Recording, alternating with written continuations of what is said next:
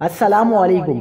وزیراعظم عمران خان کی امام بخاری کے مزار پر حاضری اور فاتحہ خوانی۔ سوال یہ ہے کہ امام بخاری کون تھے؟ امام بخاری 9ویں صدی کے آغاز میں بخارا شہر میں پیدا ہوئے، جو آج کل ازبکستان کا حصہ ہے۔ ان کی مشہور کتاب صحیح بخاری میں انتہائی محنت سے جمع کی گئی 7,000 سے زیادہ احادیث درج ہیں، جو مسلمانوں کی روزمرہ زندگی میں رہنمائی کرتی ہیں۔ امام بخاری نے احادیث کی تصدیق کے لیے اسلامی دنیا کے دور دراز علاقوں کا سفر کیا۔ وزیراعظم عمران خان نے دورہ ازبکستان کے دوران سمرقند میں عظیم اسلامی اسکالر اور محدث امام بخاری کے مزار پر حاضری دی اور فاتحہ خوانی کی۔ وزیراعظم اور پاکستانی وفد کے لیے خاص طور پر مزار کا دروازہ کھولا گیا۔